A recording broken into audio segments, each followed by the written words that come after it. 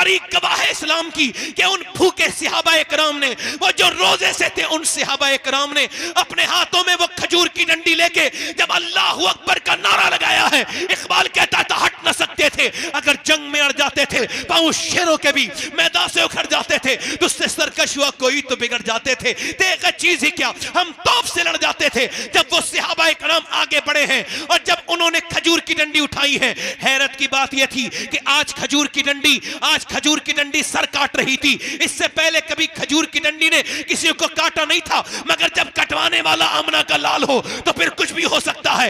इधर sir cut रहे हैं, उधर कुफ्फारे मक्का कट कट के गिर रहे हैं, उनके अंदर एक भगदड़ मची, एक बेचैनी शामिल हुई और वो बिल्कुल होपलेस हो गए। बोले भागो, हम मुसलमानों से जीत नहीं सकते हैं। आदमी चरवाहा है, वो बकरी चरा रहा है। अब चरवाहे बड़े समझदार तो नहीं होते मगर खतरनाक बहुत होते हैं।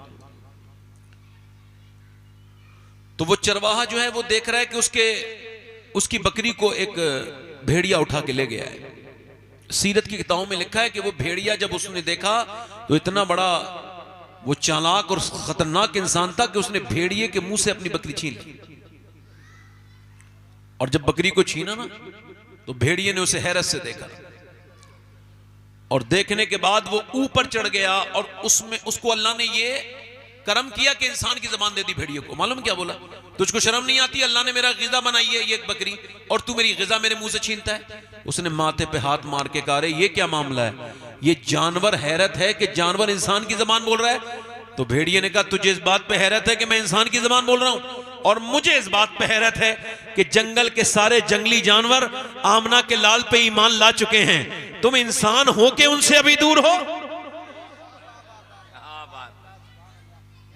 उसने छोड़ी बकरी अगरी वाले सब खा ले, कोई मसला नहीं। हुजूर की बारगाह में चला गया और जाके बोला, ए नबी, ए अल्लाह के रसूल, मुझे कलमा पढ़ाएं। फरमाया क्यों? का मैंने भेड़िया का वाकया पूरा। हुजूर ने फरमाया मेरे सहाबा जब आए तो उनको भी बताना। जल्दी बोलो, मेरे सहाबा को भी बताना कि वो जिसको अपना नबी मानते हैं उसे जंगल के जानवर भी मानते हैं। तो आप तो माशाल्लाह ना तो कोई भेड़िया है आप में से, ना कोई ऐसा मामला है, आपको तो बोल ही देना चाहिए ना जरा, सुभान अल्लाह। भाई भेड़िए को हैरत हो रही है इस बात पर कि वो ईमान नहीं लाया, और मुझे इस बात पे हैरत हो रही है कि आप सारी बातें सुन के भी खामोश हैं। आपको जरा एक मरतबा दोनों हाथ उठा के कहना चाहिए, या रसूल अल्लाह। माशाल्लाह बैठे आराम से।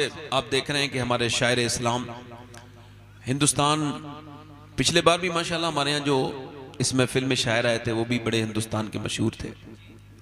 ये मशहूर भी हैं माशाल्लाह और मकबूल भी हैं और आशिक़ रसूल हैं।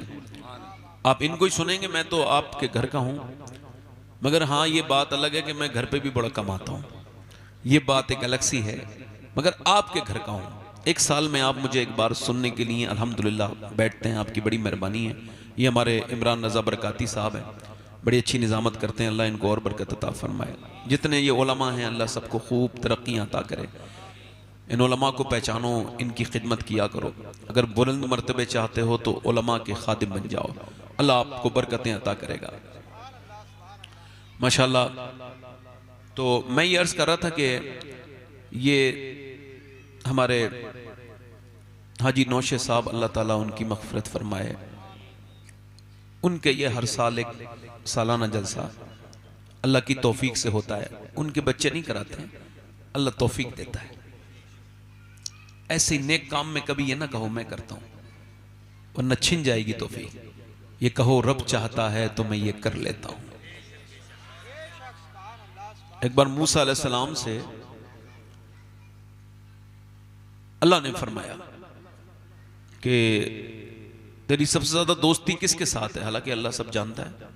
तो उसने मूसा अलैहिस्सलाम ने अर्ज की, मालिक वो एक दर्जी से मेरा बचपन से दोस्ताना है, कपड़े सीता है वो, उससे सुई से सीते हैं। तो अल्लाह ने फरमाया तू उससे कुछ मांगेगा तो दे देगा? कहा रब दे तो देगा। कहा तो फिर ऐसा कर, उससे एक सुई ले आ। तो जाके, अब ये सुई की हिकमत ये थी कि मना भी नहीं कर सकता, तो सुई नहीं मेरे पास। जाके बोला मूसा सुई है? मूसा अलैहिस्सलाम उससे जाके बोले यार तेरी मेरी बड़ी दोस्ती है, एक सुई की जरा जरूरत है, दे देगा? कहा नहीं दूंगा। कहा यार सुई की तो बात है, मैं थोड़ी देर में लाके दे दूंगा। कहा नहीं मैंने नहीं देनी है। वापस चले गए मूसा। अल्लाह ने फरमाया मिली? कहा रब नहीं मिली। फिर कहा कि जा फिर से ट्राई कर, एक बार और सही कर, जाके गए, कोशिश की, बोले यार पुरानी दोस्ती है, एक सुई की तो बात है। कहा मूसा इतने परेशान क्यों होते, लो पूरा डब्बा सामने कर दिया, जितनी चाहे उतनी सुइयां ले लो। एक सही उठा के गए, अल्लाह ने फरमाया मिल गई।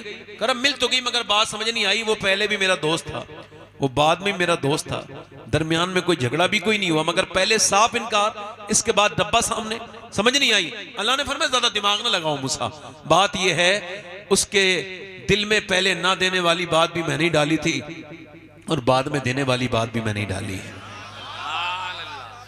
आप जब चलते हैं ना तो चलते चलते जो आप मुड़ जाते हैं, अल्लाह फरमाता है मैंने इंसानों को माथे के जरिए पकड़ रखा है, ये ओ ही करता है ना। ऐसा ना कहा करो कि हमारा ये यकीन नहीं है कि दवाओं में शिफा है, नहीं नहीं, हमारा यकीन है शाफी अल्लाह है।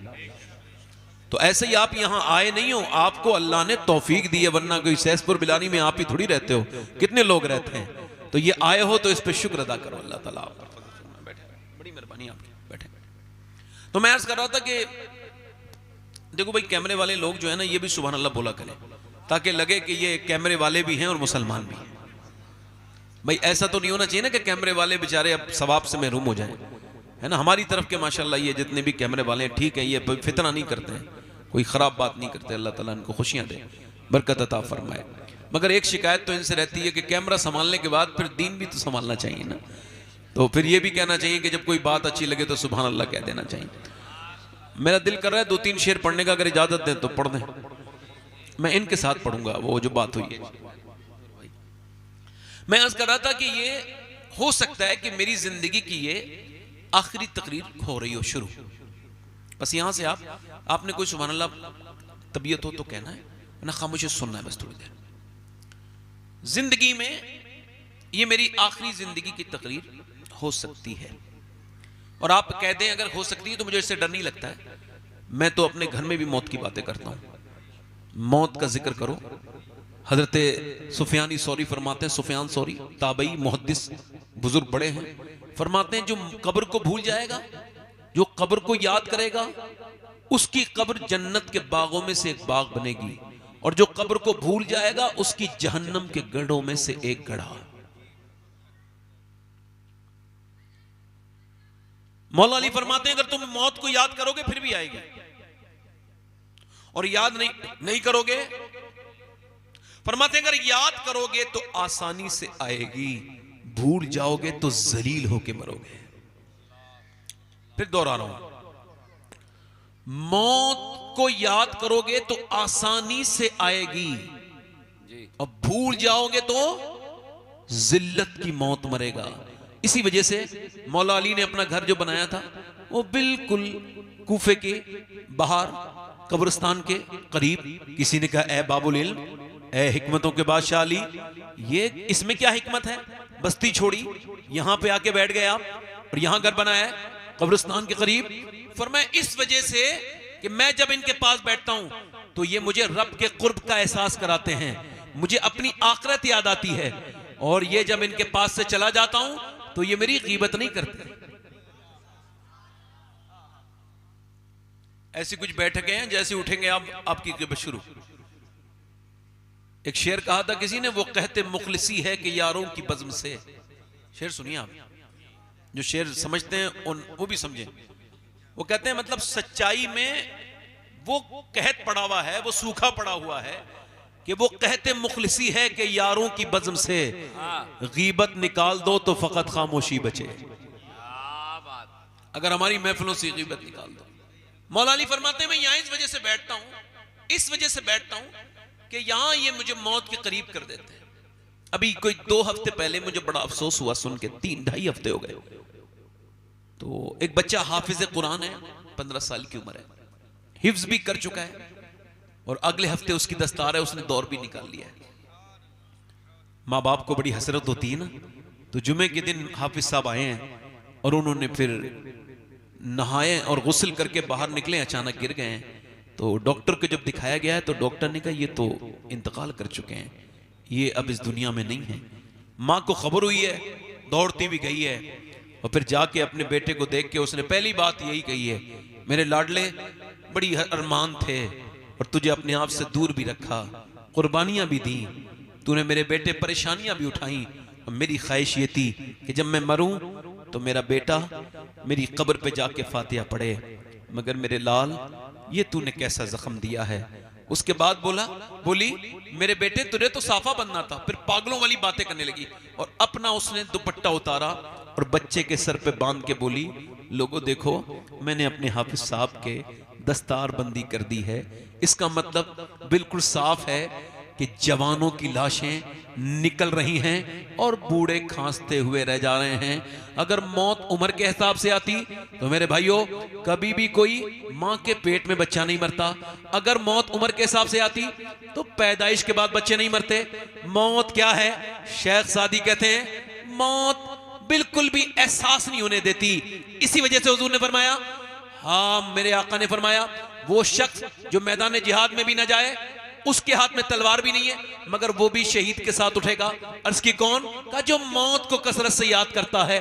मौत की याद का हाल यह है कि अब जरा गौर कीजिएगा, मौत की हाल का यह है, मौत को याद करने वाला गुनाहों से दूर रहता है। 5 अक्टूबर को हैदराबाद में था मैं, तकरीर के बाद उन्होंने कहा एक साहब आपसे मिलने के ख्वाहिशमंद है। मैं, वो बहुत बड़े आदमी है, मैं कहा मैं बहुत बड़े लोगों से ज्यादा मिलना नहीं चाहता हूं, आप उनसे मना कर दीजिए। कह लेंगे नहीं वो बीमार हैं, आ नहीं सकते, प्रॉब्लम है। मैंने कहा अगर ऐसी बात है तो मैं चलता हूं। अब मेरी नीयत बदल गई। हुजूर फरमाते हैं जो किसी अपने मोमिन भाई को देखने जाए ना बीमारी में, तवज्जो है कि नहीं? काहे में बोलो, अरे जल्दी बोलो ना भाई। बीमारी में अब तो अमीर को छींक आ जाए तो लंबी कतारें लगती हैं, गरीब की तो मैयत में भी लोग शामिल नहीं होते। अरे क्या फायदा होगा, गरीबी तो मरा है, रक्षे वाला भी तो मरा है, मजदूरी तो मरा है, मगर याद रखना अमीर की मैयत में जाना इस नियत से सिर्फ कि वो अमीर है, ये कोई सवाब का काम नहीं, ये तो दिखावा है, रियाकारी है। खुदा की कसम मेरे नबी फरमाते हैं जब मेरा कोई उम्मती बीमार हो जाए और दूसरा उम्मती उसे देखने के लिए जाए और उसकी सिर्फ एक ही नियत हो कि अल्लाह मुझसे राजी हो जाए, फरमाते हैं जब तक वापस नहीं आता 70,000 फरिश्ते उसके लिए दुआए मगफिरत करते रहते हैं। 70,000 फरिश्ते, अल्लाह के फरिश्ते, मासूम फरिश्ते दुआएं करते हैं। जिंदाबाद जिंदाबाद, बहुत अच्छा बहुत अच्छा, जिंदाबाद जिंदाबाद। देखने के लिए मैं उनके घर गया ना तो आपको बताऊं कोई 15 या 16 करोड़ का उसका अपना बंगला होगा। ये बात सिर्फ बता रहा हूं जरा आपका दिल इससे हट जाए दुनियादारी से। हाँ, मैं अंदर गया तो मर्सिडीज और BMW और जैगुआर कई किस्म की गाड़ियां खड़ी थी। मैं जब और अंदर गया तो वो हॉल में आया आदमी, उसका नाम भी मुझे याद है। उसने जरा हाथ थोड़ा सा आगे बढ़ाना चाहा, मैंने तो उसने हाथ पीछे खींच लिया। सिर्फ मैंने उसको सलाम किया। मैंने कहा भाई क्या हाल है? यहां पर कोई रुई लगी थी, यहां पर रुई लगी थी, और वो ऐसे करके उसको पकड़े बैठा। मैंने कहा क्या हुआ है? कहने लगे 23 साल से मैं गुटखा खाता था, बहुत शौकीन था, और इस बार रमजान में मेरे एक दाना निकला है जबान में, उसकी बायोप्सी करने गई है, और फिर जब वो आई है तो मेरा सारा नशा ढीला हो गया, मेरी सारी जितनी भी हिम्मतें थी सब टूट चुकी हैं, मैं आखिरी डिप्रेशन की आखिरी हद में हूं। वो कहता है मुझे डॉक्टर ने कहा कि तुम 2 महीने के बाद दुनिया से चले जाओगे और तुमको कैंसर है। देखो मोबाइल मेरे पास भी है, आप सबके पास भी है, मगर थोड़ी देर के लिए मोबाइल से आप अपना दम छुड़ाएं। मैंने उसको जब देखा तो वो कहने लगा सैयद साहब मैंने आपकी कई तकरीरें सुनी हैं, आपकी तकरीर सुनता हूं, आपसे ये कहना चाह रहा हूं कि जब तक मुझे ये खबर नहीं थी ना, जैसे ये खबर आई है अब जैगुआर और मर्सिडीज देखने को दिल नहीं करता। कहता मेरे किसी काम का नहीं, वो अमीरों के बड़े बड़े घर देख करके ललचाने वाले लोगों, ना ना मेरे भाइयों ऐसा ना किया करो। अपने नबी की हदीस सुनो, मेरे आका की ये हदीस आपको जिंदगी की शुरू से लेके आखिर तक आपको हिम्मत देगी। ये हदीस याद रख लेना, इसको सिर्फ तकरीर ना समझना। जब देखो तो अल्लाह के रसूल फरमाते हैं जिसके पास एक वक्त का खाना मौजूद है, जल्दी बोलो कितने वक्त का? सिर्फ एक वक्त का। और फरमाते हैं जिसको अल्लाह ने सेहत भी अता की है वो मालदार है, उसको शुक्र अदा करना चाहिए। सुभान अल्लाह सुभान अल्लाह। वो कहने लगा सैयद साहब मैंने पहले भी नमाजें पढ़ी थी, मगर अब अपने बच्चों को देखता हूं तो बच्चे जीते जी यतीम नजर आते हैं, और अपनी बीवी को देखता हूँ वो मुझे बेबा नजर आती है। अल्लाह अकबर। कहता है नमाजें तो पहले भी पढ़ी थी, मगर पहले की नमाजें मेरी इस नमाज का मुकाबला नहीं कर सकती हैं। कहते हैं मैं जब सजदे में जाता हूँ तो खूब रोता हूँ, और क्या सोचता हूँ मालूम है, मैं कहता हूँ मालिक कोई 2 महीने के बाद ऊपर से तख्ते रख के ऊपर से मिट्टी डाल के सब वापस हो जाएंगे। मालिक मुझे माफ कर देना, जब तूने अपने इस बदकार गुनहगार इंसान पे इतना करम किया है कि मैं अटैक से नहीं मरा और मैं एक्सीडेंट से भी नहीं मरा, मुझे तूने ऐसा करम किया है कि 2 महीने पहले तूने बता दिया है, तो मेरे मालिक अब मुझे माफ भी कर दे। कहते हैं जो कैंसर वाली नमाजें हैं वो बड़े दिल लगता है उन नमाजों में। मेरे भाइयों कभी आपने इसको सोचा है, आपने और मैंने दुनिया की सारी लोगों को देखा, फलां के पास बड़ी दौलत है, फलां के पास ये है, फलां के पास, आपको बताऊं सिकंदर कितना बड़ा इंसान है, पूरी दुनिया को फतेह करने वाला इंसान है। 30 साल की उम्र में गोल्डन मैन, पूरी दुनिया में लोग कहते हैं बड़ा लकी इंसान है। कौन? सिकंदर। मगर कहा था काफी मुरादाबादी ने, किफायतुल्लाह काफी ने, कोई गुल बाकी रहेगा ना चमन रह जाएगा, पर रसूलुल्लाह का दीन हसन रह जाएगा। और सुनो मेरे भाइयों, मेरे दोस्तों, ये कौन है? मेरी तरफ तवज्जो करो, ये सिकंदर है, इसने पूरी दुनिया को फतह किया है 30 साल की उम्र में। क्या बात। लोग कहते हैं लकी इंसान है। जिंदाबाद जिंदाबाद। कौन है बोलो? इधर देखो, मेरी तरफ तवज्जो करें, आप बैठ जाएं आराम से। लकी इंसान है 30 साल की उम्र में, किसी ने उसके एक तीर मार दिया। अब देखो उसका घमंड, तीर जब मारा ना, उसने अपने फौजियों से कहा पूरी दुनिया के फातेह के किसने तीर मारा, जाओ जितनी भी चमकती हुई आंखें हैं सबको कत्ल कर दो। जितने उस इलाके के लोग थे सबको कत्ल कर दिया गया।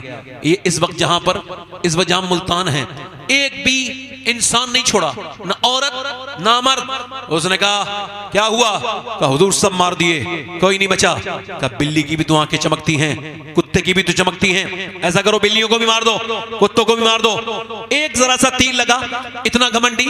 मगर जब उसकी मौत आई ना, ये निमोनिया जिसको आप कहते हैं ना, ये निमोनिया 2 गोलियों में ठीक हो जाएगा, 3 गोलियों में ठीक हो जाएगा। नहीं, उसने पैर रगड़ने शुरू कर दिए। पूरी दुनिया को फतह करने वाला फातेह, पूरी दुनिया पे राज करने वाला, 30 साल की उम्र में एक दुनिया के हिस्से से दूसरे हिस्से तक और तीसरे से चौथे हिस्से तक पूरी दुनिया को अपनी हुकूमत में शामिल करने वाला एक ही दुआ कर रहा है, काश मैं अपने मुल्क में मर जाता। ये नहीं कह रहा मैं बच जाऊं, काश मैं अपने मुल्क में मर जाता। मगर एड़ियां रगड़ रगड़ के न जाने कितनी खराब मौत मरा। सुनो, 10,000 लोग मुसलमान खड़े हैं, और वो चंगेज खां जिसके नाम के साथ दहशत आज भी चलती है। चंगेज जिसने खोपड़ियों का महल बनाया था, काय का महल बनाया था? खोपड़ियों का, वो भी मुसलमानों की। वही चंगेज खां, अल्लाह अकबर, वो आज लोगों से कह रहा है कत्ल कर दो। अब 10,000 लोग हैं, एक सब में 1,000, दूसरी सब में 2,000, तीसरी सब में 3,000, ऐसे इन्हें कत्ल कर दो। 1,000 कत्ल कर दिया गया। एक बुजुर्ग आगे खड़े थे, अल्लाह के वली, पीछे चले गए। फिर उसने तीसरे को, दूसरी सब में को काटा, वो तीसरी में चले गए, तीसरी को काटा, चौथी में चले गए, पांचवी को काटा, छठी में चले गए। जब 9वीं और 10वीं की बारी आई तो ये जो है चंगेज, ये मुस्कुराने लगा, है देखो ये समझता है तू बच जाएगा। ओए तू कैसे बचेगा? ओ बूढ़े, अब तो तू अकेला रह गया, अब कैसे बचेगा? कहने लगा मेरा रब बचाएगा तो बच जाऊंगा। मेरा रब जिंदाबाद जिंदाबाद। मेरा रब बचाएगा तो बच जाऊंगा। मेरा रब बचाएगा तो, जल्दी बोलो, मेरा रब बचाएगा तो बच जाऊंगा। उसने कहा कैसे? कहा जब रब चाहेगा तो वही तो जाने कैसे बचाएगा। इतनी देर में इसे प्यास लगी, इसने अपनी बोतल उठाया, एक डिसबैलेंस हुआ, इसका एक पांव रकाब में उलझ गया, और उसके बाद घोड़ा चलना शुरू हो गया। घोड़ा चल रहा है, ये कह रहा है लोगों रोको, मगर कोई नहीं रोक रहा है। ये कह रहा है लोगों रोको, फौजियों रोको, उधर देखो, पूरी दुनिया में दहशत बपा कर रहा है, मगर घोड़ा रुका किसी से नहीं। घोड़े ने जब तक इसके दिमाग का कीमा ना बना दिया, इतना ना घसीटा कि जिसकी बोटियां नीचे को गिरने लगी, इसके खून से वो पूरा इलाका जब तक, वो पूरे जंगल जब तक जो है भर ना गया, और ये बिल्कुल इसका चेहरा बिल्कुल रबड़ की तरह नहीं हो गया। घोड़े ने तब तक इसको रोका नहीं।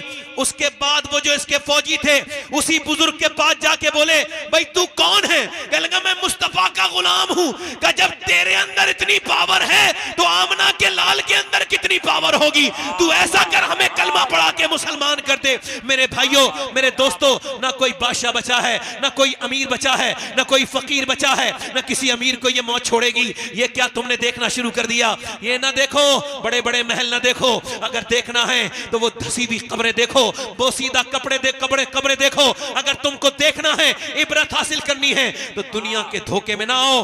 बादशाहों के कपड़े ना देखो, फकीरों के फटे हुए कपड़े देखो, उनके कफन देखो। अतलसो कम खाब की पोशाक पर नाजा ना हो, इस तने बेजान पर खाकी कफन रह जाएगा। दुनिया जब ये देखने चाहती है कि अमीरों की लाशें कहां हैं, तो अमीरों के तुमको मस्कन नहीं मिलेंगे, ना तुमको सिकंदर की खबर ढूंढने पर मिलेगी, ना चंगेज खान तुमको मिलेगा, ना आपको कोई बड़ा अकबर और बाबर की खबरें तुमको मिल सकती हैं। वो दुनियादार जो थे वो मिट गए, और उन्हें जमाने ने मिटा दिया। बल्कि मिटाया नहीं, बल्कि उनकी खोपड़ियां ऐसी भयानक बन गई, और उनकी खोपड़ियों से सारी खालें खींच दी गई। वक्त ने उनको नंगा कर दिया, उनको जलील कर दिया। बादशाहों की जिल्लत दुनिया ने देखी, अमीरों की जिल्लत दुनिया ने देखी। कहां गया वो फिरौन जो कहता था मैं रब हूं? आज वो जलील होकर खत्म हो गया। दुनिया का ना कोई फिरौन बचा है, ना कोई बचेगा। बचेगा कौन? बचेगा वो जो आमना के लाल से वफादारी करेगा, बचेगा वो जो रसूल ज़ीबकार से वफादारी करेगा।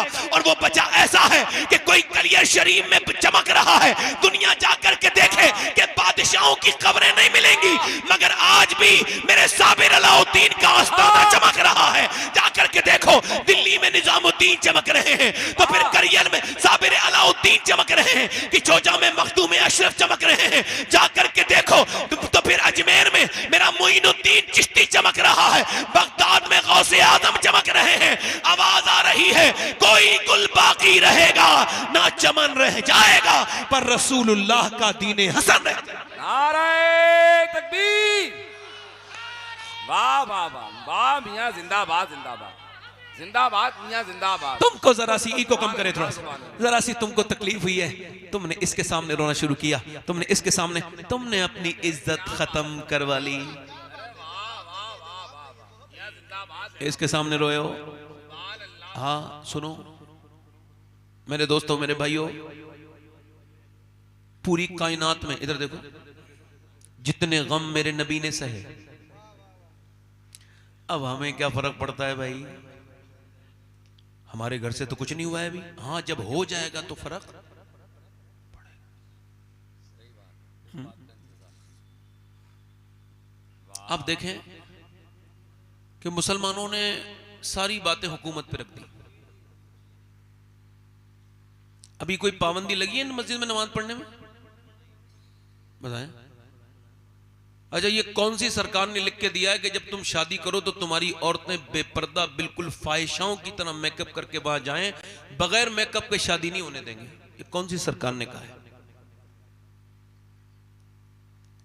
बताओ ना भाई।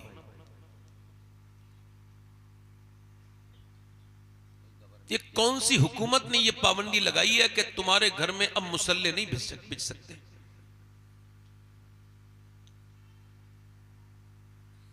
कौन सी हुकूमत ये कह रही है कि तुमने कुरान नहीं पढ़ना है? समझ रहे? कौन सी हुकूमत है ऐसी?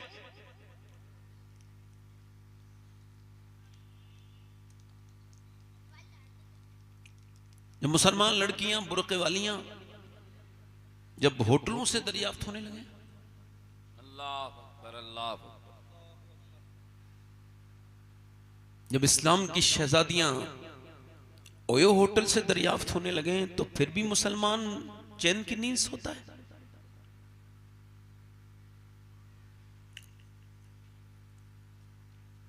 छोटी छोटी बच्चियां जब घरों में थिरकने लगे, गाने गाने लगे, डीजे बजाने लगे, आप सबसे पूछ रहा हूं मेरे भाइयों, फिर इसका क्या, आप इसका क्या समझते हैं? इसका अंजाम क्या होगा?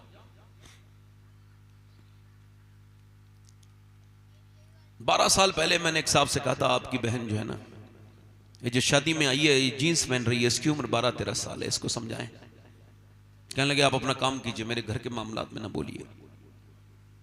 उसके बाद ये हुआ कि फिर 2022 में वही शख्स अपनी बेटी के सामने थाने में बैठा था और वो अपनी बेटी से कह रहा था, मेरी बेटी मैं तेरा बूढ़ा बाप हूं, मेरी इज्जत बचा ले।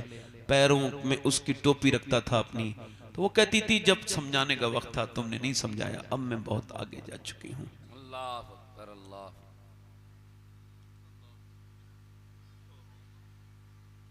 जब हम, अल्लाह ने हमको दिया है दौलत बतेरी, मगर फिर भी हम जब मालदार रिश्ता देखने लगे, हम एक दूसरे का खून पीने वाले लोग हैं, खून पी गए हम एक दूसरे का। शादी बड़ी बड़ी की है तुमने, बड़ा नाम हो गया भाई, खाना बड़ा अच्छा था, मैं तो जाता ही नहीं किसी शादी में। अल्लाह का शुक्र है, अल्लाह का फजल है, नहीं जाता मैं, इसमें शरीक नहीं हूं और इंशाअल्लाह होऊंगा भी नहीं।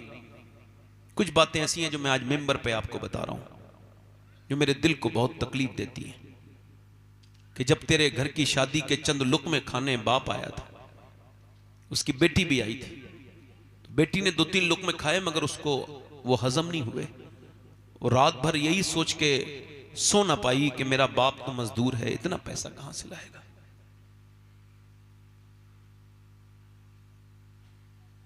आपने निकाह को इतना मुश्किल कर दिया कि एक शादी के लिए आपको लाखों रुपए की जरूरत है।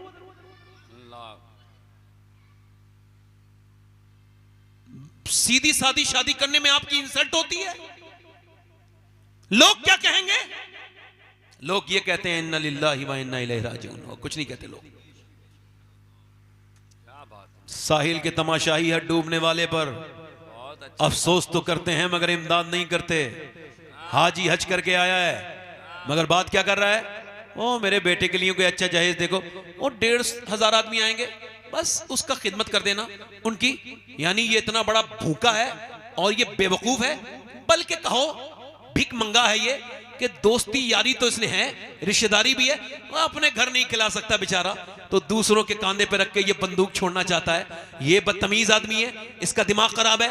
आज के जमाने में अगर कोई नौजवान ऐसा लड़का हो, मैं सैयद हूं, इस महफिल में उसका हाथ चूमने के लिए तैयार हूं, जो ये ऐलान करे कि मैं जब शादी करूंगा बिल्कुल सुन्नत के हिसाब से करूंगा, बगैर किसी जहेज के, एक कप चाय भी नहीं, वैसे ही करूंगा जैसे मुस्तफा ने की थी। और याद रखो, कायनात में कोई इतना बड़ा नहीं हो सकता, बल्कि हुजूर की जूती के बराबर भी नहीं हो सकता। मेरे हुजूर ने अपनी बेटी, ना हुजूर की बेटी की तरह किसी की बेटी है, ना हुजूर के दामाद की तरह किसी का दामाद है। बेटी फातिमा है जो जन्नती औरतों की सरदारा है, अली दामाद है जो सारे वलियों का सरदार है, मगर शादी मस्जिद में की जा रही है और दुनिया को बताया जा रहा है कि इंसान बड़ा खर्चा करने से नहीं होता, इंसान बड़ा अल्लाह को राजी करने से होता है। क्या बात है, नारे तकबीर, नारे रिसालत, फैजान औलिया किराम हजरत अल्लामा सैयद शबाहत मियां साहब किबला, सुभान अल्लाह, सुभान अल्लाह, सुभान अल्लाह, सुभान अल्लाह। कोई लड़का अगर ऐसा हो जो ये कहे कि भाई मैं उस महफिल में उसके हाथ चूम लूंगा, उस नेक इंसान के, कि मैं जब अपनी शादी करूंगा तो अपने घर वालों से कहूंगा ना मुझे मंगनी चाहिए, ये सब खुराफात हैं, ये जाहिलाना रस्म है। मुसलमान शादी जब करेगा तो बगैर किसी जहेज के करेगा। जब उससे कोई पूछे क्यों, का इस वजह से मुझे बरेली के इमाम का ये शेर समझ आ गया है। का कौन सा शेर? का कौन देता है देने को मुंह चाहिए, देने वाला है सच्चा हमारा नबी। पीछे वाले जरा जोर से बोलो, देने वाला है सच्चा, जल्दी बोलो, देने वाला है सच्चा। इसी वजह से कार तो मिल गई जहेज में, मगर बेचारे पेट्रोल नहीं डलवा पा रहे। और मदीने वाले जब अता करते हैं तो कार भी देते हैं और पेट्रोल भी देते हैं। बेचारे बेच लेते हैं या फिर कहीं भूस के कोटे के बराबर में खड़ी रहती है। हैसियत नहीं थी ना, ले ली जिद करके, औकात से बाहर की चीज है ना। ये जिहालत है, बेवकूफी है, बदतमीजी है। मगर मेरे भाइयों, आपको इसकी तकलीफ नहीं होती कि मुसलमानों के साथ, मगर आपको बता रहा हूं, जब कोई दिक्कत हो, जब कोई परेशानी हो, क्योंकि मुझे ज्यादा देर गुफ्तगू नहीं करनी है, इस वजह से कह रहा हूं जब कोई दिक्कत हो, जब कोई परेशानी हो, आज मैं आपको पूरी जिंदगी का निचोड़ खुल के दे रहा हूं। देखो कोई अपना राज नहीं देता, मैं राज खोल के जा रहा हूं।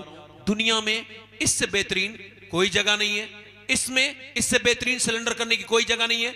ये जो लोग कहते हैं इसके सामने रोए, इसके सामने रोए, अपनी परेशानी बताओगे और परेशानी बढ़ेगी। मौला अली फरमाते हैं सबके सामने रोगे, फरमाते हैं तो रब के सामने नहीं रोगे, और रब के सामने रोगे तो सबके सामने नहीं रोगे। हुजूर की सुन्नत है।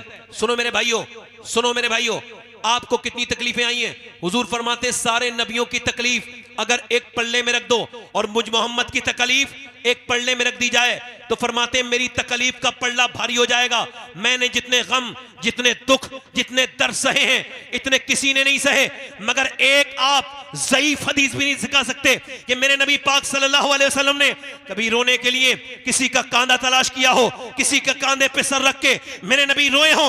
नहीं नहीं, मेरे मुस्तफा ने खुद भी और पूरी दुनिया के अपने उम्मतियों को यह पैगाम दिया है। अम्मी आयशा फरमाती हैं कि मेरे नबी पाक किसी के साथ तो कभी नहीं रोए, मगर जब रात होती थी तो मेरे नबी पाक इतना लंबा सजदा करते थे और हुजूर के इतने आंसू निकलते थे कि मेरे नबी पाक के आंसू घर के बाहर को निकल जाते थे। मेरा इमाम कहता है आंखें रो रो के सुजाने वाले, जाने वाले नहीं आने वाले। सुनो मेरे भाइयों, जब कोई तकलीफ आए तो बस मुसल्ला बिछाओ और रब से कह दो क्या बात है, तकबीर, दारे रिसालत।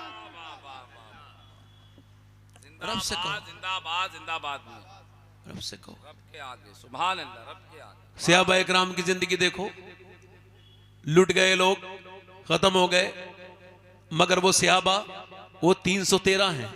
कितने हैं बोलो, कितने हैं? और उधर 1000 की फौज है। जरा तवज्जो करना भाई, थोड़ी देर ध्यान से सुन लो। कितनी फौज है बोलो? 1000। इन्होंने रात भर बकरे खूब खाए हैं, भून भून कर, इफरात है, शराबे पिए, नाच देखे, गाने देखे, और इनके हाथों में रस्सियां हैं। रस्सियां क्या कह रहे हैं? अबू जहल इतना ओवर कॉन्फिडेंस में, मैं इन रस्सियों में बांध के लेके जाऊंगा, इस रस्सी में बांध के लेके आऊंगा। हुजूर के बारे में कह रहा है ऐसे बांध के लेके आऊंगा, घसीट तवा। ओहो, इतना इतना इतना फकर ना कर। उधर मेरे नबी पाक ने, उधर मक्के की औरतों ने अपने जेबर दे दिए, अपने जेबर, लो ये सोना लेके जाओ, खत्म कर दो दीन को। उधर ये अपना माल दे रही हैं, उधर मदीने की औरतें जवान लड़के लेके आ रही हैं। हुजूर हमारे पास माल तो नहीं, मगर ये 18 साल का लाल है, इसको ले जाइए मेरे आका। उधर माल दिया जा रहा है, उधर लाल दिए जा रहे हैं। हुजूर ने फरमाया भाई मेरे सहाबा कहाँ हैं? देखो मैंने मक्का छोड़ा, मैं मदीने आ गया, अब वो हमारी तरफ चले हैं दुश्मनी के इरादे से। बोलो क्या ख्याल है, चलोगे? क्या ख्याल है? और सोच समझ लेना, अल्लाह के रसूल ने फरमाया बोलो क्या ख्याल है? सहाबा इकराम बोले हम आपके साथ चलने के लिए तैयार हैं। हुजूर ने फरमाया सोच लो, तुम्हारे पास 7 तलवारें हैं, उनके पास 1000 तलवारें और नेज़े और भाले हैं। तुम्हारे पास सामान जंग का नहीं है, उनके पास सामान जंग का है। बोलो चलोगे मेरे साथ? सहाबा इकराम अर्ज करते हैं या रसूल अल्लाह, उम्मत ये मुस्तफा की है, मूसा की नहीं है। मेरे आका जान दे देंगे आपके ऊपर जब तक हमारी लाशों पे से नहीं गुजरेंगे आप। सहाबा इकराम मदीने से निकले हैं, ये पहली जंग है मुसलमानों की, इससे सीखना चाहिए। ये आपने क्या बात कर दी, कभी इधर झुके, कभी इधर झुके, कभी इस मजार पे, कभी उस मजार पे, अपनी बातें लेके जा रहे हो और सजदे तुम्हारे गायब हैं। जब तक सजदा नहीं करोगे कहीं कामयाब नहीं हो सकते। अजमेर गए और अजान हो गई, नमाज नहीं पढ़ी तुमने। कभी इस मियां के सामने झुक गए, कभी उस मियां के सामने, कभी इसके सामने अपनी बातें कह दी। सुनो मेरी बात, मैंने नबी पाक ने सहाबा इकराम को जब तैयार किया, चलने लगे सहाबा। अच्छा ये बताओ वो कैसे सहाबा इकराम थे? कभी आपने इनके बारे में गौर किया सहाबा के? सुनो, उनके कपड़े फटे हुए थे, उन्होंने क्या किया था? खजूर चूस के रोजा रखा था। 7वां रमजान है, नबी पाक के गुलाम निकल रहे हैं और ये सहाबा इकराम निकल रहे हैं। उधर यहूदी छतों पे खड़े हैं और मजाक उड़ा रहे हैं। ये देखो मुसलमानों की, ये लड़ने गए हैं उस फौज से जिसके पास नेज़े हैं, जिसके पास, इनके पास क्या है? ओ क्या है तुम्हारे पास? क्यों जा रहे हो? खुदकुशी करने जा रहे हो, ना तुम्हारे पास तलवार है ना नेजा है, तुम्हारे पास क्या है?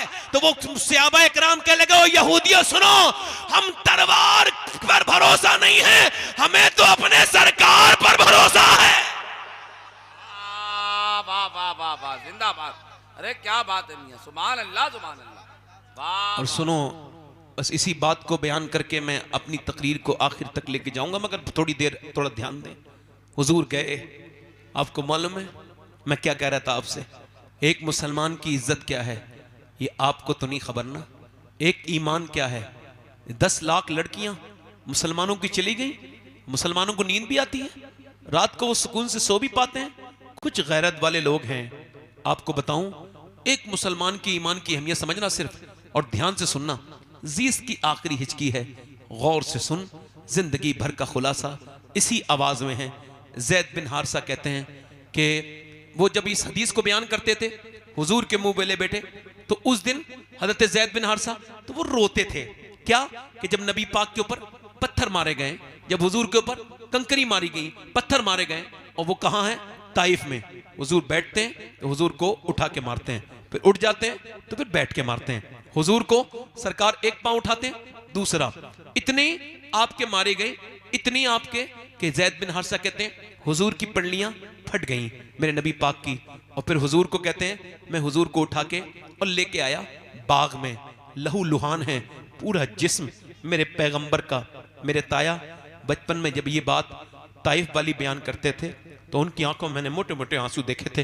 वो कहते थे बेटे जब तुम्हारा इश्क रसूल थोड़ा हल्का होने लगे तो हुजूर के इस ताइफ को याद कर लेना कि उस पैगंबर इस्लाम पे पत्थर मारे गए, और कितने, एक दो नहीं, पिंडलियां फटी हैं, पूरा जिस्म लहूलुहान है।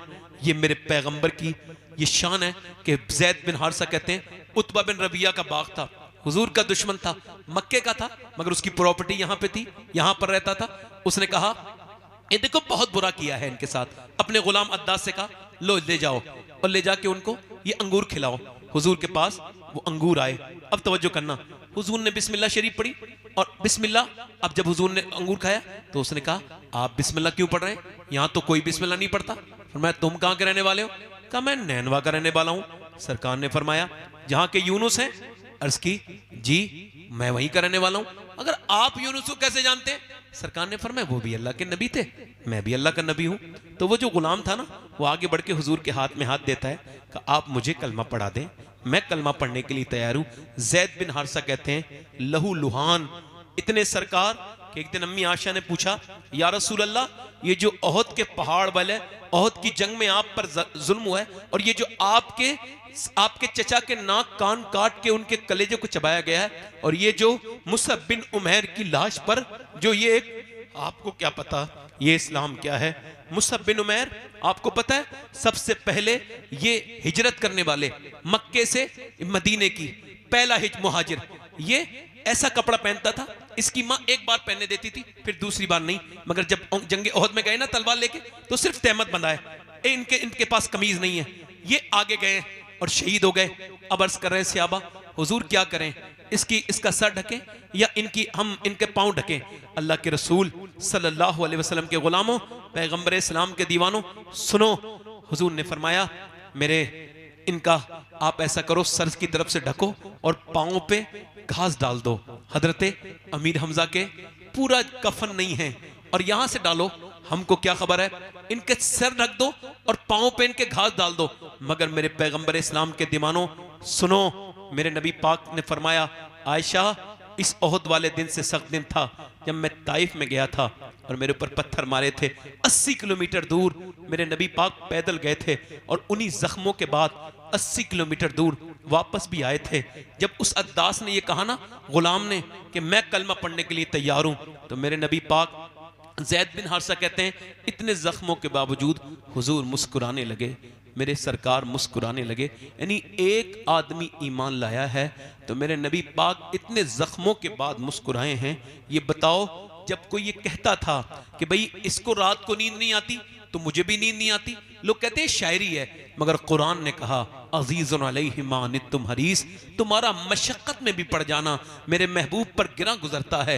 हजरत मुफ्ती अहमद यार खनईमी फरमाते हैं कि जब उम्मती के पाँव में कांटा लगता है तो मेरे नबी को तकलीफ होती है। आज ये कौन सा दिन है? ये बद्र का दिन है। वलक़द नसरकुमुल्लाहु बिबद्रिन व अंतुम अज़िल्ला, ये बद्र वाला दिन है। एक कौन सा बद्र वाला दिन है कि 313 एक तरफ खड़े हैं, एक तरफ 1000 खड़े हैं। ये पूरी रात इन्होंने खाया है, पिया है, सोए हैं, दनाए हैं, और इधर ये सहाबा पूरी रात इबादत करने वाले हैं।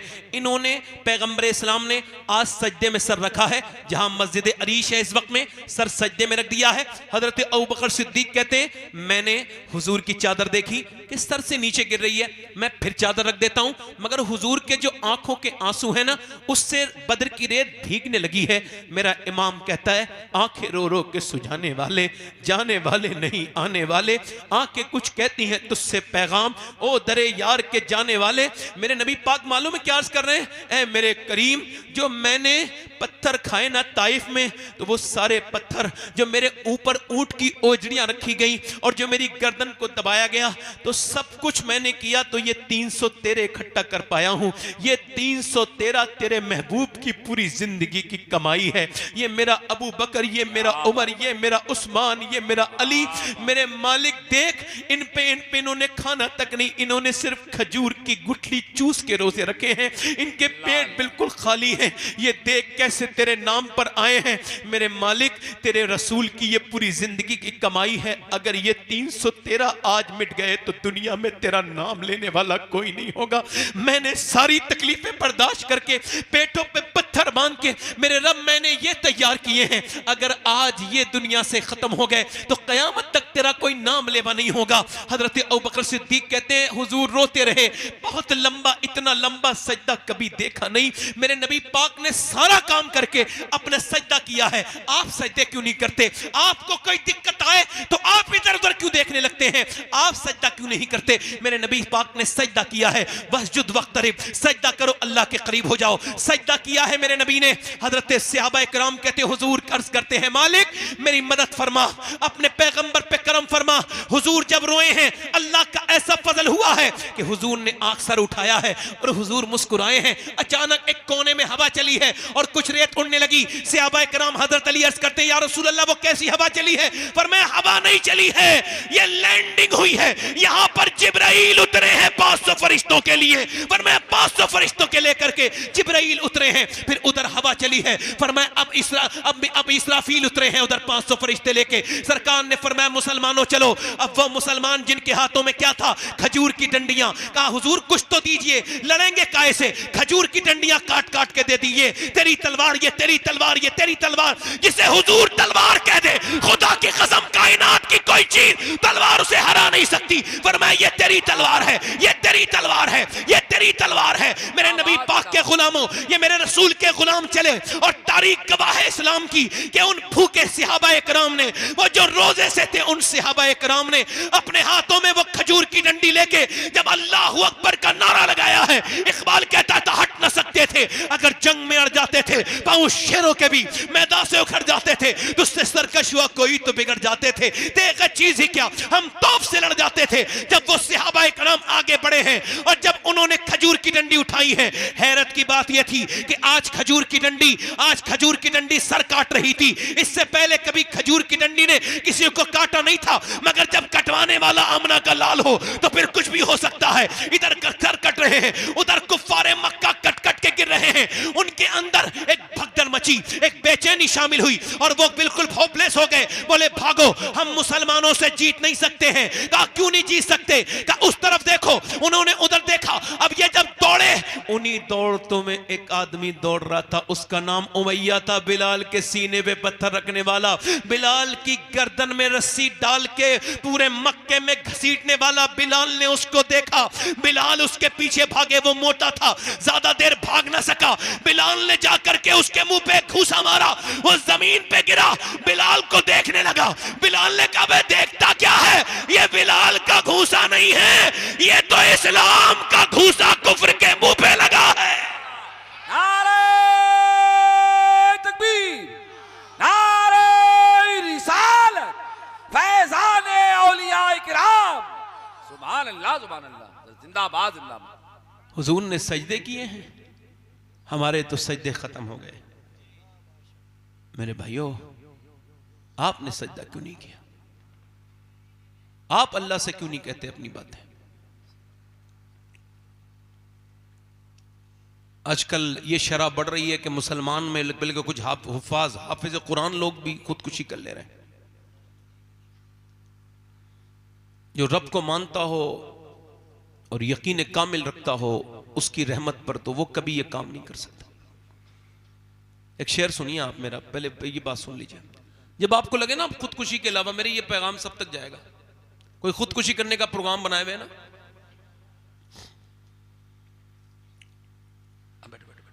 बैठ जाओ।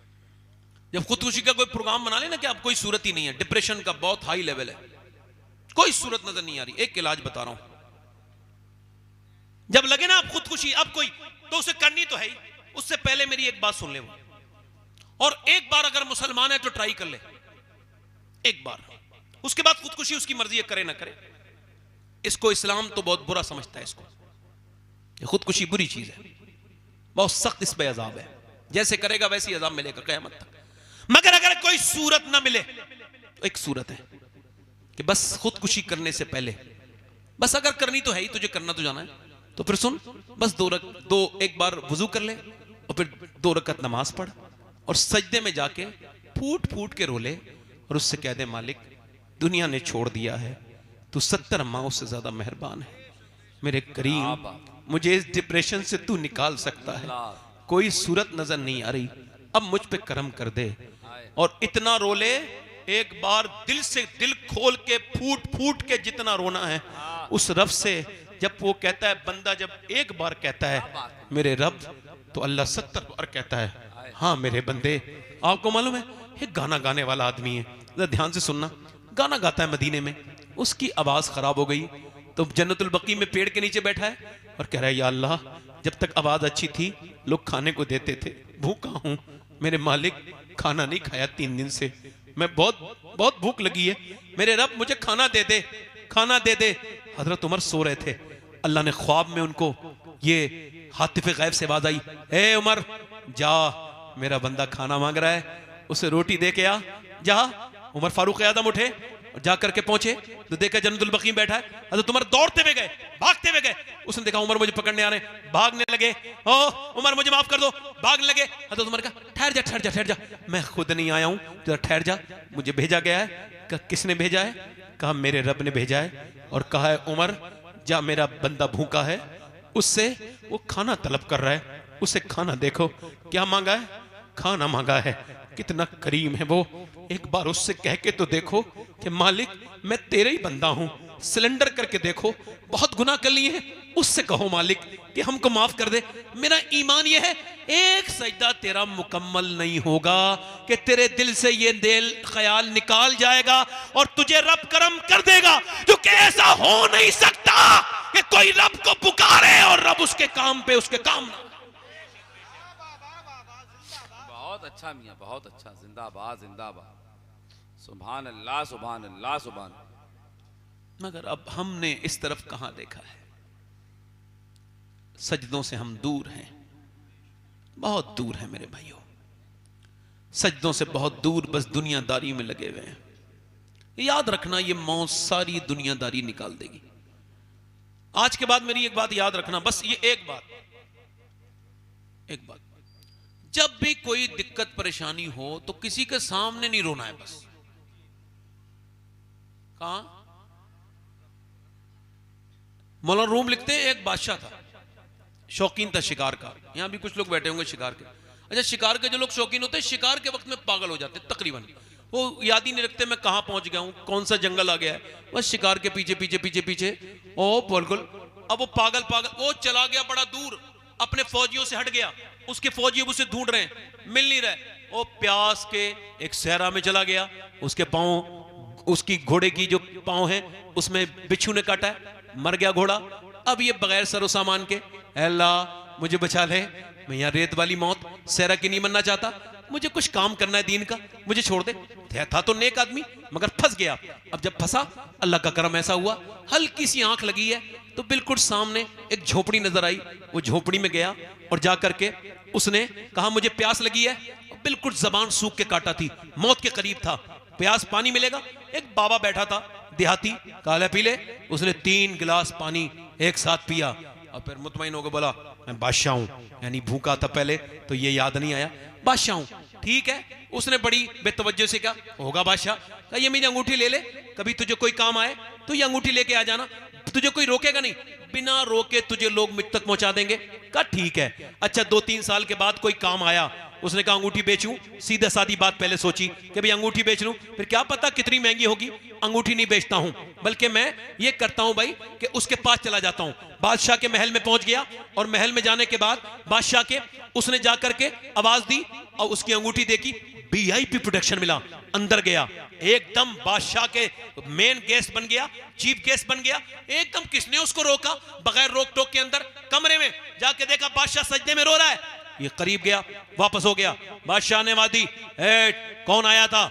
उसने सलाम पहनने के बाद कहा फौजी ने कहा एक आदमी आया था, पकड़ के लाओ। कहा क्यों आए थे, कौन हो? कहा हुजूर ये अंगूठी। हाँ पहचान लिया, एक तूने मेरी जान बचाई। बोलो क्या बात है, क्या मसला है तुम्हें? हाँ कोई परेशानी आई थी, सोचा आपको बताऊं। कहा फिर वापस क्यों हो गए? कहा लंबा सफर तय करके आया, मगर जब आपको देखा तो आप भी किसी के सामने रो रहे थे, तो मैंने सोचा उसके सामने क्यों रोऊं जो किसी और के सामने रो रहा है, उसके सामने रो रहा हूं जहां बादशाह भी रोते हैं। तकबीर, नारे रिसालत, मसलके आला हजरत हुजूर सैयद शफात मियां साहिब किबला जिंदाबाद।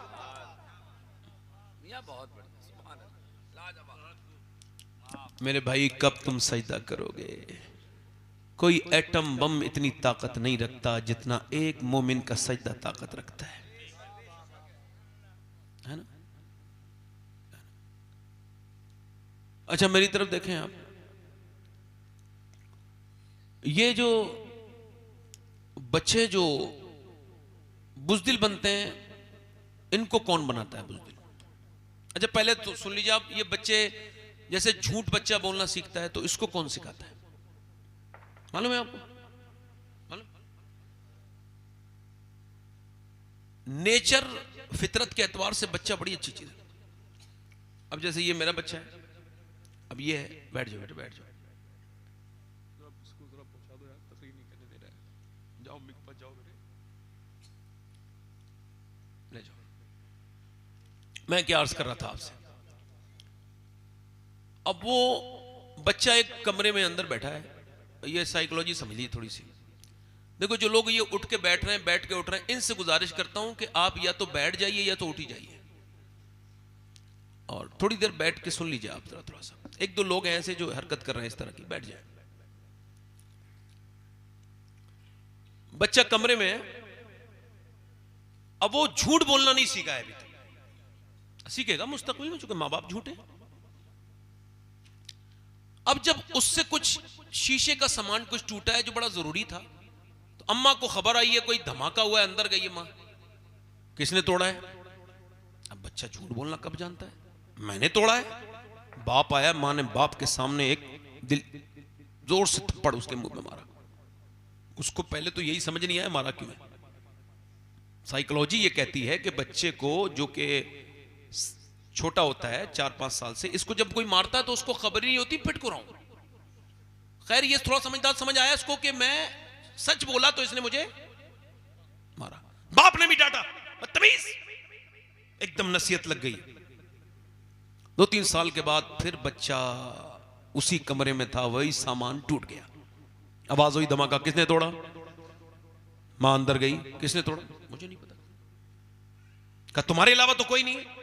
कोई जंगले में से कोई आ गया होगा, कोई परिंदा औरिंदा, मुझे तो नहीं पता, ये विंडो खुली है, मुझे नहीं पता अम्मा।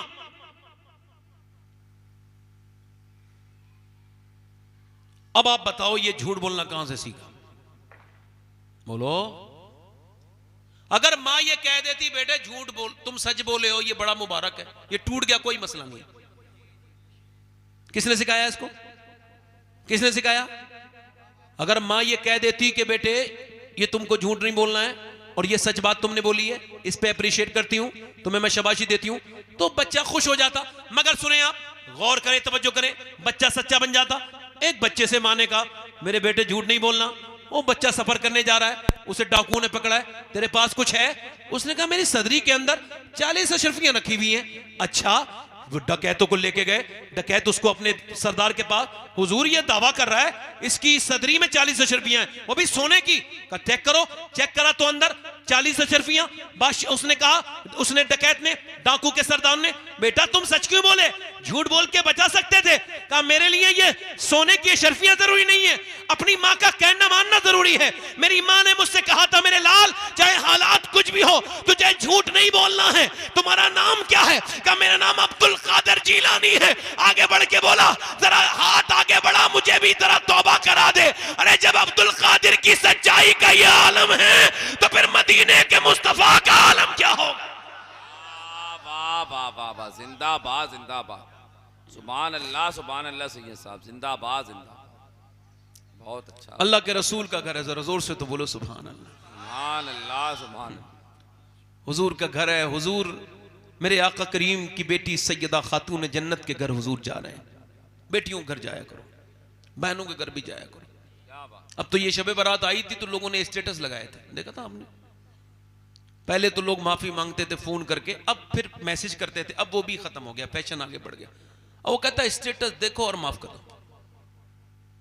अगर तुम्हारी 100 बार अटके तो मेरा स्टेटस भी देखो, अब मुझे माफ कर दो। अच्छा, कुछ लोग स्टेटस लगाते हैं, बड़ी बीमारी है स्टेटस वाली, मैंने अपनी जिंदगी में कभी नहीं लगाया। स्टेटस का मतलब होता है हालात, और हालात अल्लाह के अलावा किसी को दिखाने नहीं चाहिए, ना बताने चाहिए। क्या ख्याल है आपका, है ना? अब वो स्टेटस लग रहा है भाई। कुछ लोग तो ऐसी इतनी ये समझे बेचैन लोग होते हैं कि ये चेक करते हैं मेरा स्टेटस किस किसने देखा, फलां ने देखा, फलां ने देखा, फलां। यार उसने नहीं देखा, अरे तो उसको डायरेक्ट भेज देना यार फोटो, तुझे दिखाना ही है तो इतना परेशान क्यों है? मगर लोगों की ज़हनियत कौन बदलेगा? ये स्टेटस देखो। अच्छा, पहले के लोग, आपको याद होगा, आप में से शायद किसी को याद हो, पहले खत का रिवाज था, खत लिखे जाते थे, न ये मोबाइल था न टेलीफोन था।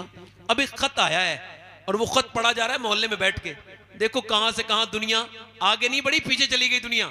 इस देखो खत पढ़ा जा रहा है, मामू ने खत लिखा है शहर से, सब कह रहे हैं अब खत सुने, आप कैसे हैं, आप कैसे हैं, आप कैसे हैं, आप फलां फलां बच्चा कैसा है। पड़ोसन एक बूढ़ी औरत भी है, वो भी आके बैठ गई है, इसका भाई क्या पता मेरे बारे में कुछ लिखे। पड़ोस वाली बूढ़ी अम्मा कैसी हैं?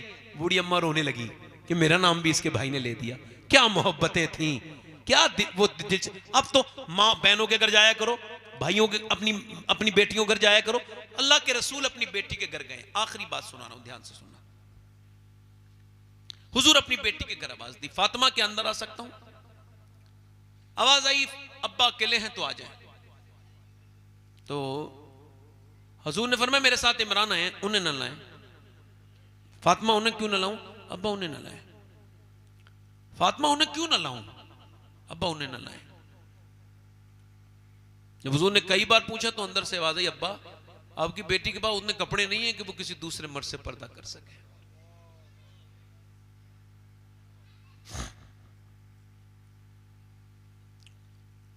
और हुजूर ने फिर अंदर चादर भिजवाई और हुजूर फिर खुद अंदर गए। आवाज दी, देखा तो पूरा चेहरा पीला है और आंखों में गड्ढे पड़े हुए हैं, गड्ढे पड़े हुए, उर्फे आम में गड्ढे कहते हैं, आंखों में गड्ढे पड़ रहे हैं। कहा क्या हुआ है फातिमा? कहा अल्लाह का शुक्र है, मेरी बेटी बताना। आज तो बेटी आके पहले फोन पे बता देती है, अगर उसकी मर्जी का सूट ना मिले ना तो उसी पे झगड़ा हो जाता है। अच्छा, औरतें चाहती हैं कि उनके मर्द उनकी बात माने, क्या ख्याल है मम्मा जी? अच्छा ये बताओ, चाहती ये है कि उनके मर्द उनके कहने माने, मगर वो सच के मर्दों को नहीं दिखाएंगी, जिसने कपड़े ला के दिए, जिसने सारा काम करके दिया, जिसने बेचारे ने अपना पेट काट के तेरी क्रीम और पाउडर का खर्च उठाया है, उसको वही बगैर धुलावा मुंह दिखा रही है, वही बगैर जो है वो बिस्तरी के कपड़े फटे पुराने अब जब तू जिसको दिखाएगी वही तो तेरे दिलचस्प है। अब वो जा रही है तो शादी में कपड़े अच्छे पहन के, इससे ये पूछो जाहिल, जहां तू जा रही है और वही तुझे बिगड़े हुए बेकार मनहूस किस्म के बदतरीन लोग देखेंगे जो मोहल्ले के सबसे बेकार होते हैं, वही शादियों में ताकते हैं। तो उनसे जाके अब पूछ तू कैसी लग रही है, तुझे वो बताएंगे। आला हज़रत फरमाते हैं औरत को अपने मर्द के लिए पर्दा करना, अपने मर्द के लिए मेकअप करना चाहिए। इस्लाम ने कहा इस वजह से कि इसकी तबीयत इधर उधर न जाए, अपनी बीबी पे उसका दिल बिल्कुल मुतमईन रहे और उसके लिए वो मेकअप भी करे। अल्लाह के रसूल की बेटी सैयदा फातिमा ज़हरा का तरीक़ेकार ये था कि मौला अली फरमाते हैं फातिमा ने अपनी पूरी जिंदगी में कभी मुझसे कुछ नहीं मांगा।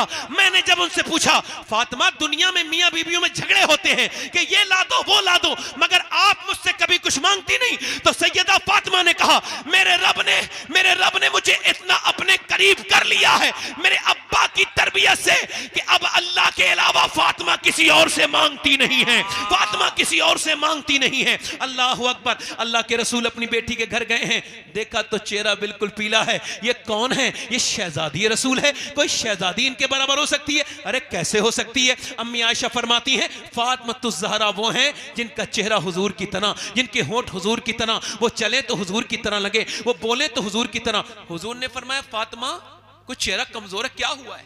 अच्छा सुने, कुछ बातें सुन लें। हुजूर एक और दिन हुजूर अपनी बेटी को बुलाने के लिए गए। कहां गए बोलो? अच्छा,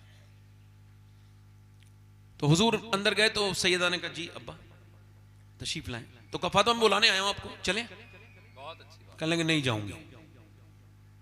अब्बा मैं कहा फातिमा क्यों? कहा मेरे सरताज अली जो घर पे नहीं है, अल्लाह, पहले उनकी इजाजत लूंगा। क्या बात है, क्या बात है। पहले उनकी इजाजत, वाह, पहले उनकी इजाजत लेना है। लूंगी, उसके बाद अल्लाह अकबर। अच्छा हुजूर को नाराज होना चाहिए था यार, अली की क्या मेरे सामने क्या अली? भाई वैसे भी हुजूर के सामने अली क्या है? कोई कुछ नहीं।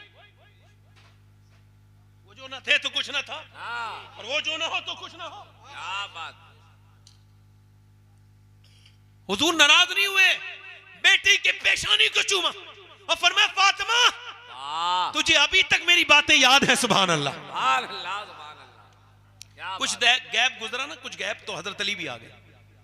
हुजूर ने फरमाया यार अली तुम आ गए, मैं आपका इंतजार कर रहा था। जी हुजूर क्या हुक्म है? फरमाया वो फातिमा को बुलाने आया था, तो ये कहती हैं कि जब तक आप इजाजत नहीं देंगे तो हजरत अली ना आगे अंदर गए और हाथ पकड़ के बोले ये आपने क्या किया? मैं गुलाम हूं हुजूर का, चला जाना चाहिए था। और रोने लगे हजरत अली। सैयदा ने हाथ पकड़ के कहा मेरे सरताज आप बिल्कुल भी दिल थोड़ा ना करें, ये आपकी मर्जी से जाना ये मेरे अब्बा की मर्जी है। क्या बात है, वाह वाह वाह वाह मियां, वाह वाह वाह वाह, आपकी मर्जी से जाना। जिंदाबाद। आज बेटियां जरा सी प्रॉब्लम में है थोड़ी सी, तो आप और चढ़ा देते हो उनको, घर बिगड़वा लेते हो, थाने कचहरी करते हो। हुजूर ने आवाज दी मेरी बेटी को क्या हुआ है? सब बेटी वाले बैठे हैं यहां पे, किसी की नहीं है तो बहनें होंगी। कहा फातिमा को क्या हुआ है? अल्लाह का शुक्र है अब्बा, बताना मेरी बेटी क्या हुआ है? अल्लाह का शुक्र है मेरे अब्बा। और मेरी बेटी फातिमा बताना क्या हुआ है? अल्लाह का शुक्र है अब्बा। फिर हुजूर ने कई बार पूछा तो फिर बेटी है ना, तो फिर बोली अब्बा और कोई बात नहीं है, बस 5 दिन से मैंने कुछ खाया नहीं, तो पेट से मेरे पत्थर बंधा हुआ है। तो हुजूर ने फिर सर पे हाथ रख के कहा मेरी बेटी अगर 5 दिन से तुमने कुछ नहीं खाया तो तुम्हारे बाप को आज 9 दिन हो गए। एक बार ट्रेन में मैं बड़ा लंबा चल गया तो मुझे वक्त नहीं मिला कि मैं खाना खाता, और वो वक्त तकरीबन 27 घंटे का गुजरा कि मैंने एक बार खाना नहीं खाया। उसके बाद जब मैं स्टेज से पहुंचा तो एकदम स्टेज पे जाना पड़ा मुझे पानी और एक कप चाय पीने के बाद। उसके बाद फिर मैंने जब ये हदीस बयान की थी तब मुझे पता चला कि ये भूख क्या चीज होती है। पेट में हुजूर के 2 पत्थर बंधे हैं और अम्मा आयशा कहती हैं हुजूर कुछ दुआ कर रहे हैं ऐसे करके, दोनों हाथ उठा के। कभी मैं किसी रक्षे वाले मुसलमान को देखता हूं तो दिल करता है इसका हाथ चूम लूं। क्यों? ये तो एक अल्लाह का दोस्त है कि ये रिज़्क अपने बच्चों को खिला रहा है, और दूसरा कहता हूँ ये वही आदमी है जिसके लिए हुजूर ने दुआएं की हैं। तो हुजूर के पेट पे पत्थर बंधा है और दुआ कर रहे हैं, अल्लाह मेरी उम्मत कभी भूखी ना मरे, मेरी उम्मत कभी भूखी ना मरे, मेरी उम्मत कभी भूखी ना मरे। अल्लाह अकबर। इस पैगंबर से हमें मोहब्बत करनी थी, हमने उससे वैसी मोहब्बत नहीं की। कभी भूलें हुजूर आपको? बताओ, मेराज की रात हुजूर जब रब के करीब गए, लोग कहते हैं हुजूर को माज़अल्लाह गैब नहीं, अल्लाह सबसे बड़ा गैब है, और कोई गैब क्या तुमसे नेहा हो भला, जब ना खुदा ही छुपा तुम पे करोड़ों दरूद, सुम्मा दना फतदल्ला फकाना काबा कौसैनी औ अदना। अल्लाह की मा ज़ाग़ल बसर व मा तग़ा। अल्लाह फरमाता है मेरा महबूब इतना करीब आया कि जितना तीर कमान के करीब होता है, जरा जोर से तो बोलो, इतना करीब से, और मुझे देख रहा है। पूरी कायनात में एक ही तो विक्टिम है, एक ही तो हुजूर, एक ही तो, अब बताओ, एक ही तो है गवाह जिसने रब को देखा है, हुजूर हैं। और फिर अल्लाह फरमाता है कि वो मूसा थे जो बेहोश हो गए थे, ये मेरा महबूब है, इसकी आंख न थोड़ी बड़ी हुई न थोड़ी छोटी हुई, बल्कि ऐसे ही मुझे देखता रहा मेरा महबूब। अब उसमें मांग क्या रहे हैं? उसमें क्या मांग रहे हैं? उसमें अपने उम्मती के बारे में बात कर रहे हैं, मेरे रब मेरे उम्मत का सवाल। अब जब कब्र में रख दिया गया हुजूर को, तुरबत अथर में, हुजूर की कब्र शरीफ जहां है वो अर्श से अफजल जगह है, हुजूर को जब कब्र में रख दिया गया, आखिरी बात कर रहा हूं मेरे भाइयों, हजरत अब्दुल्ला इब्न अब्बास कहते हैं मैंने हुजूर को आखिरी बार देखना चाहा, तो फिर मैंने कफन हटाया हुजूर का मुबारक, तो कहते हैं हुजूर के लब हिल रहे थे, मैंने कान रखा तो किसी ने पूछा किसको याद कर रहे थे? बोलो बोलो, अबू बकर को, अपने सिद्दीक को? नहीं नहीं। अपने उमर को? नहीं नहीं। अपने अली को? नहीं नहीं नहीं। अपनी फातिमा को, बेटी को? नहीं नहीं। हसन हुसैन को? का नहीं नहीं। हुजूर के लब हिलते थे और हुजूर कहते थे उम्मती उम्मती उम्मती उम्मती उम्मती। बस ये आखिरी तकरीर से ये गुजारिश है, कम से कम 10 मिनट हुजूर के लिए निकालो और एक 10 मिनट दुरूद शरीफ पढ़ा करो कम से कम दिन में। अपनी बातें सबसे शेयर ना करो, रब से शेयर करो, और जो मिल गया उस पर शुक्र अदा करो। वालिदैन अगर हैं, ये अजमत वालिदैन प्रोग्राम में चूंकि हर साल होता है तो मैंने उस टॉपिक पे कई बार गुफ्तगू की है, उस पर गुफ्तगू नहीं कर रहा हूं, बस इतना कह रहा हूं माँ बाप बगैर मरे समझ में नहीं आ सकते। मैं क्या कह रहा हूं बोलो? अभी नूर भाई पढ़ेंगे, आप सब सुनेंगे इंशाल्लाह। बगैर मरे माँ बाप समझ में नहीं, और फिर बाद में समझ में आए भी तो। ये फैशन है हिंदुस्तान का कि पहले बाप को रुलाएंगे फिर उसकी मैयत पे रोएंगे बाद में, दिखावे के लिए। जीते जी उसके हाथ चूमो। हाँ, कि मेरे कत्ल के बाद उसने जफा से तौबा, हाय उस जोरे पशेमा का पशेमा हूं। बाप की तरह कोई दोस्त नहीं हो सकता, बाप बड़ा है। बाप की खिदमत करो, माँ बाप से प्यार करो, माँ से प्यार करो, और अपने रब से तौबा किया करो, सजदों में अपना दिल लगाओ। देखो मैंने आज आपको क्या बात समझाई है, जब भी कोई प्रॉब्लम आनी है आपको, तो सुन्नत रसूल ये कि आपको सर सजदे में रखना है, कभी कांदा तलाश नहीं करना है, मुसल्ला तलाश करना है। अल्लाह ताला आपको हर किसी दुनिया के किसी इंसान के सामने न रुलाए, जब भी रुलाए अपने नहीं रुलाए। यूं ही आबाद रहेगी ये दुनिया, हम ना होंगे तो कोई हमसा होगा, कोई गुल बाकी रहेगा ना चमन रह जाएगा, पर रसूलुल्लाह का दीने हसन रह जाएगा। काफी मुरादाबादी ने जब अंग्रेजों के सामने झूल रहे जाले थे उस पर, वो फांसी के फंदे पर, तब उन्होंने अजमते अहले बैत बयान की है, का नाम शाहाने जहां मिट जाएंगे लेकिन यहां हश्र तक नामो निशाने पंजतन रह जाएगा। अतलसो कम ख्वाब की पोशाक पर नाजा न हो, इस तने बेचान पर खाकी कफन रह जाएगा। आप सबका सलाम कह दूं, मैं मदीने जा रहा हूं 5 दिन के बाद, कह दूं जाया करो मदीने।